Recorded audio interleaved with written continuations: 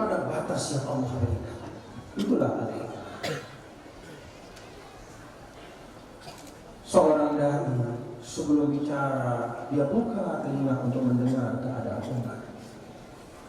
Dan dia terjadi dengan menganggap diri paling cepat. Jangan datang kepada umat dengan menganggap bahwa kita lebih baik daripada orang yang kita dakwah. Sidi Al-Habib Umar bin Hafiz menyatakan bahwa setiap kali saya hadir di majlis, maka yang pertama saya tanamkan dalam hati saya adalah bahwa semua yang hadir ini lebih baik dari saya. Tuh akhlak dari seorang ulama. Dengan itulah bapak-bapak dan ibu-ibu hadirin dan hadirat sekalian, khususnya para mutakharij, maka Islam tersebar ke seluruh penjuru. Karena orang-orang yang membawa Islam itu bisa menghadirkan wajah yang terbaik dari agama Islam. Kalau kita salah di dalam berdakwah, al-hikmah dimundurkan, al-mau'izah ditinggalkan, wajadilhum yang dikedepankan. Menerus ceket-ceketan doang milih. Dia debat, ada orang sudah beramal dengan mazhab Syafi'i, dia datang kemudian ke masyarakat yang sudah mengamalkan mazhab Syafi'i, sudah bertahun-tahun, belasan tahun, puluhan tahun, sudah dari generasi ke generasi orang mengamalkan mazhab Syafi'i dalam ubudiyah. Dia datang ke situ, lalu dia sampaikan, oh mencari lemah yang lebih kuat adalah mazhab ini, hal-hal yang tidak penting dan tidak perlu. Diajak umat untuk berdebat, dihabiskan waktu masyarakat untuk bersengketa. Dia dahulukan apa yang Allah belakangkan.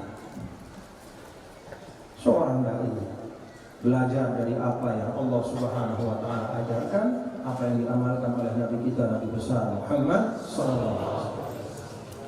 Maka itulah para ulama, bapak-bapak, anak-anakku sekalian, para thalibat mutakharij, anda ya tulabi wa thalibati ayuhal mutakharijun wa mutakharijat, al-amanah ala atikum.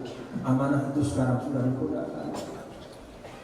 Kalau di dalam pelajaran-pelajaran yang diajarkan oleh ulama, bil khusus kalau kita lihat dalam mazhab Syafi'i, bagaimana al-Imam Asy-Syafi'i dan para a'immatus Syafi'iyah meletakkan tertib itu selalu bagian dan tak terpisahkan dari ibadah. Kalau wudu apa rukun yang pertama? Niat, membasuh muka, terus membasuh apa nih? Nah, sampai siku, terus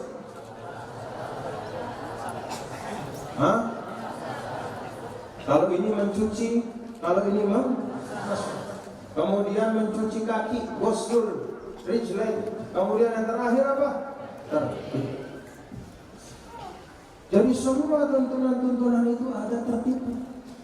Para ulama ahli dalam tarikh tasyri', para ulama yang datang setelah Imam Syafi'i, apa kata beliau? Salah satu jasa Imam Syafi'i yang tak tergantikan di dalam keilmuan, di dalam dakwah Islam adalah Imam Syafi'i rattaba wa nazzama.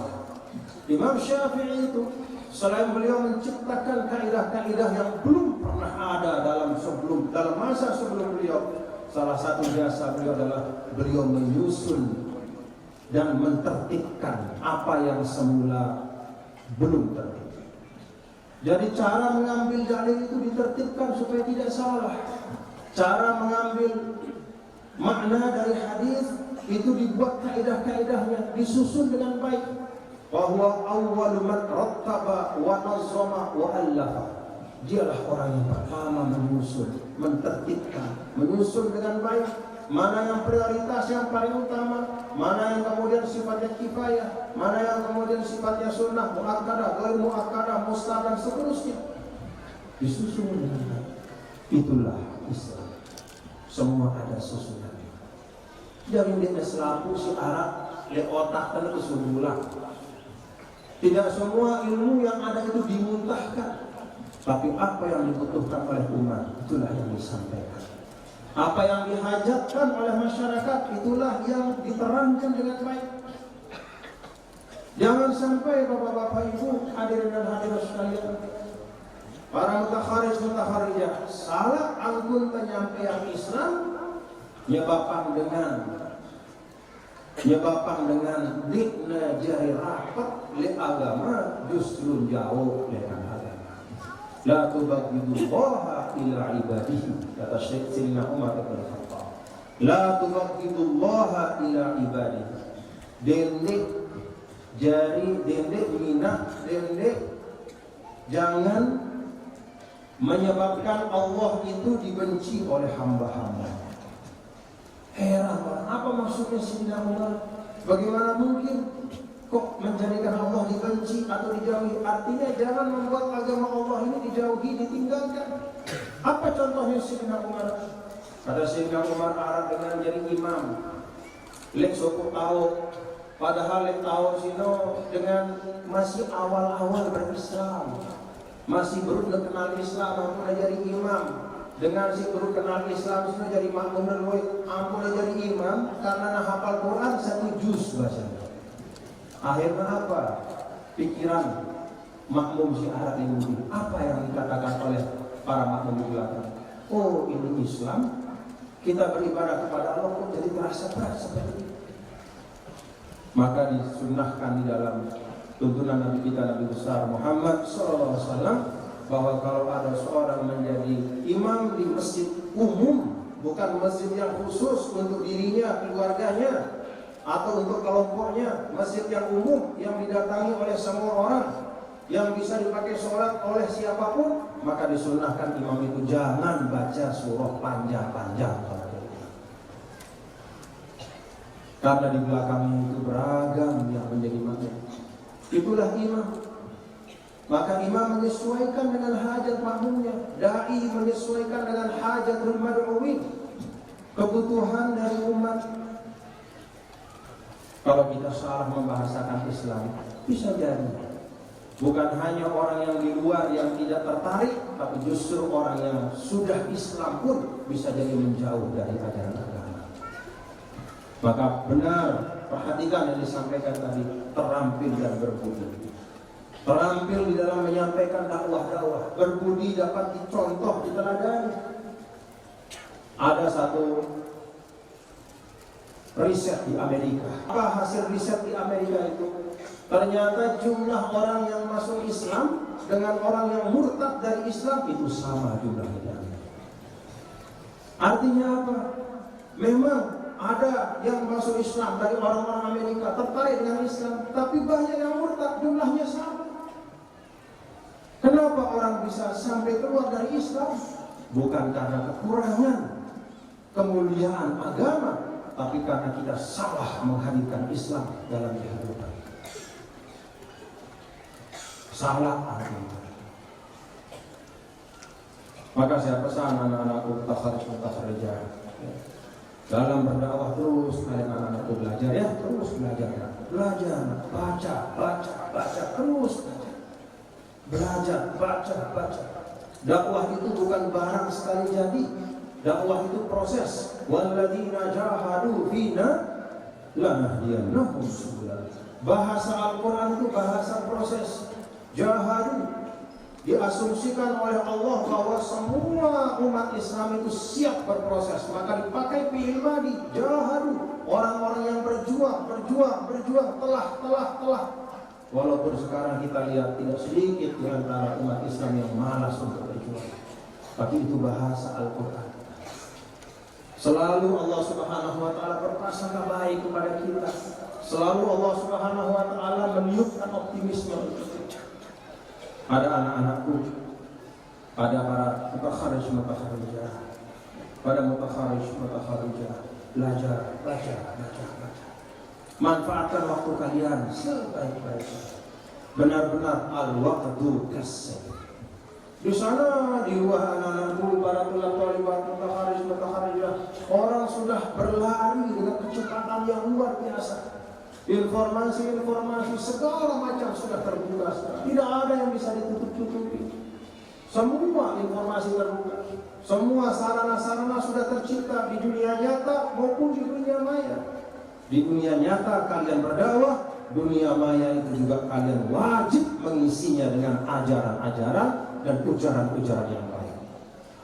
Maka semua mutaharis-mutaharijah harus bisa memanfaatkan media atau dunia maya, mengisinya dengan ilmu-ilmu yang kalian dapatkan di mana. Siap anak-anakku?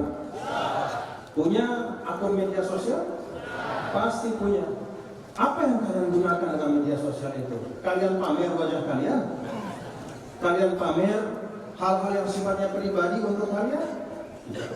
Sebagai dai, sisipkan, isi apapun ruang-ruang yang dimana kalian hadir di tengah publik bisa dilihat oleh orang dalam makna yang baik. Isi dia dengan sesuatu yang baik.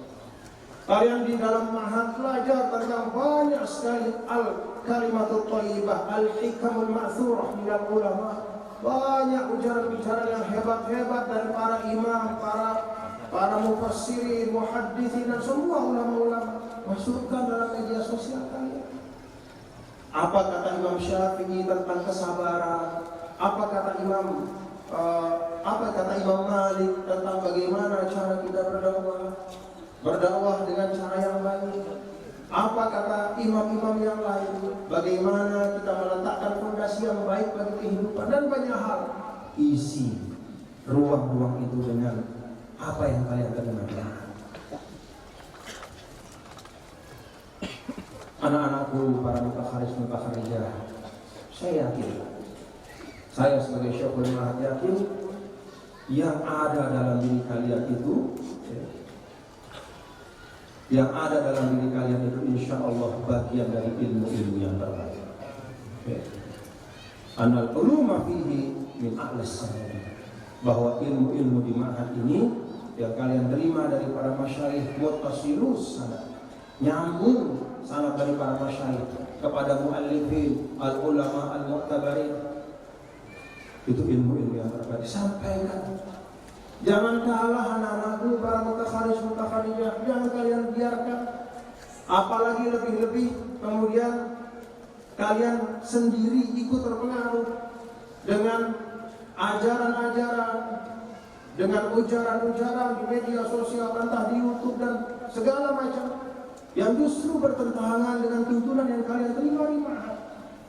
Ingat akidah Ahlus Sunnah wal Jamaah, pegang ala madhabil Asy'ariyah wal Maturidiyah, pegang itu. Para tulab talibat ma'had yang baru masuk, berapa jumlahnya? Lebih dari 800. Ingat anak-anakku, guru kalian yang sebenar-benar guru adalah yang ada di depan kalian. Nih, dilihat para masyarakat, dilihat, inilah guru-guru kalian. Bukan yang ada di YouTube, bukan yang ada di Instagram. Kalau yang ada di YouTube, Instagram itu sesuai dengan apa yang disampaikan akidah Ahlussunnah wal Jamaah, Al-Asy'ariyah, sesuai dengan adab-adab yang diajarkan oleh Al-Imam Al-Ghazali dan para al-a'immatus sufiyah, sesuai dengan mazhab Syafi'i atau al-mazahibul arba'atul mu'tabarah, boleh untuk menyempurnakan ilmu kalian. Tapi ingat, haula humul asul, haula humul asl, wa ghairuhum huwal farq. Ini masyayikh kalian pokok. Menulun kayu itu tunggaknya, yang lain-lain bisa menyempurnakan. Boleh untuk istinas, boleh untuk melengkapi wawasan kalian dalam berislam, wawasan kalian di dalam melihat bagaimana wacana-wacana keislaman. Tapi yang pokok akidah Ahlussunnah wal Jamaah ala madhhab Imam Asy'ari, al-fiqh Syafi'i, as-sulukul Ghazali, wa Syadhili al-Baghdadi wa ghairuhum min al-a'immatil sufiyatil mu'tabar. Itu yang pokok. Jangan sampai anak-anakku kalian secara lahiriah, belajar di ma'had, zahirian ajsadukum fil ma'had walakin afkarukum kharijal ma'had. Jangan sampai seperti itu. Ruana doa ngaji di ma'had, lagu pikirannya, pemikirannya bertolak belakang dengan apa yang diajarkan oleh para masyayikh. Menu-menu ma'had doang. Menu-menu ma'had. Saya berharap 800-an ini semuanya insya Allah akan menjadi doa Ahlus Sunnah wal Jamaah. Menjadi doa Ahlus Sunnah wal Jamaah. Anak-anakku yang saya cintai, para thalibah, pesan saya kepada kalian, coba lihat kiri kanan, lihat kanan, lihat kiri, lihat kanan, coba lihat kiri kanan. Nah, inilah sahabat-sahabat perjuangan. Lihat kanan, coba kanan, mana kanan? Lihat kiri, lihat kiri. Ini kiri kanan. Inilah sahabat-sahabat perjuangan. Bangun. Tidak hanya kalian mengisi hari-hari dengan talaqi, tapi juga bangun persahabatan yang baik. Ini luar biasa. 880-an untuk gelombang pertama masuk ma'had. Kalau 880 ini terus nyambung silaturahimnya. Apalagi kalau semuanya nanti selesai dengan sebenar-benar selesai. Bukan kata orang dulu hanya ini. Ada yang tamat sebelum zikro. Kalau bisa jangan. Saja sungguh-sungguh. Kecuali kalau kalian berangkat ke Mekah misalnya atau ke Mesir untuk kita boleh. Tapi kalau tamat sebelum zikro karena yang lain jangan. Ya, teruskan selesai. 880 masing-masing kalian ini membangun sedekah khalisah, sedekah khalisah, ilmiah, amaliyah, islamiyah, nahdiyah, membangun persahabatan yang kuat ketika di ma'had. Bersahabat satu sama lain, saling mengisi, saling melengkapi, saling mengajarkan, saling memberitahu hal yang baik, saling mengajak kepada sesuatu yang baik, terus membangun kultur yang baik, yang produktif, membangun bi'ah yang muntijah, yang produktif, yang baik. Oh, ini akan menjadi kekuatan luar biasa di masa yang akan datang. Dari 880 ini wallahu alam di mana Allah akan letakkan. Mungkin ada yang dilempar ke Jawa, ada yang dilempar ke Australia, dilempar ke Amerika, diletakkan di Mekah, dilempar ke Madinah, ke seluruh penjuru. Tapi dengan tersambungnya semua tempat-tempat yang jauh-jauh dengan teknologi yang ada, maka kalian tetap akan membangun syabakatul ma'had dimanapun kalian berada. Tetap akan menjadi satu keluarga besar, keluarga ma'had Darul Quran wal Hadith Al-Majidiyah Syar'iyyah. Tengok kanan, tengok kiri, nah, lihat wajahnya satu persatu. Ya, muka-muka. Saya juga seperti itu dulu. Maka saya masih ingat ada Tuan Guru Ja'far, itu sahabat saya Tuan Guru Ja'far. Ada itu Syekh Ja'far, saya saling tengok sama dia dari dulu. Alhamdulillah sampai sekarang masih jumpa. Beliau juga adalah ahad al-masyayikh fil ma'had. Ada Tuan Guru Haji Salim Mujahid, kan Dr. Salim. Nah, ini Dr. Salim ini sahabat saya, sahabat di Ma'had, sahabat di Mesir. Satu dapur saya sama saya. Kalau saya pintarnya masak sayur malas. Sayur malas itu adalah panaskan air, keluarkan semua yang di kulkas, masukkan jadi sayur. Itu ilmunya Ustadz Saharudin. Masih ada nggak Ustadz Saharudin? Bisa ya, masih ada Ustadz Sahar. Kata Ustadz Sahar dulu pada waktu ngajar matematika di Mu'alim, saya ingat betul di sini. Kata Ustadz Sahar, anak-anakku, kamu semua kubadah kata. Rumus kita kalau menjadi thalibul ilmi itu adalah makan apa yang ada di depan kita. Ada nasi, makan dulu. Dia kalau ayah datang, berdaya ketian katanya. Sudah itu saja. Nanti dia ketemu semuanya. Hanya berbeda di lidah saja. Itu boleh tidak terlalu mementingkan hal seperti itu. Nah, saya malas kalau Tuan Guru Salim ini obah. Ya, dia itu ahli masak. Ada Dr. Said dari sini. Ini Dr. Said ini obah minat darajatil ula. Ini the first class chef, gitu. Dia kan tukang masak kelas. Ya, jadi kalau anak-anak mahat ingin juga belajar, ini tolibat ini. Ya, tolibat. Ada yang tidak bisa masak? Tidak, saya tanya sungguh-sungguh ada. Ya. Seorang muslimah itu diajarkan oleh Nabi kita Nabi besar Muhammad SAW untuk melengkapi dirinya dengan apa yang dengannya dia bisa memberikan pengabdian yang terbaik bagi suaminya. Salah satu di antaranya bisa memasak. Belajar dari Guru saya. Kalau Tuan Guru Huda ini senior saya dulu di Kairo, beliau ini yang menerima kami ketika datang. Ada Masya Allah, Alhamdulillah. Sampai sekarang kami masih bersama. Itulah yang namanya syabakah. Itulah satu jaringan persaudaraan. Saya meminta kalian satu sama lain saling lihat. Kita bintang-bintang kiri kanan. Siapa tahu yang duduk di seberang kalian ini kelak 10 tahun yang akan datang, kalian akan datang kepada dia dan dia akan menjadi jalan untuk kalian mendapatkan kebaikan. Allah a'lam bishawab. Rahasia Allah tidak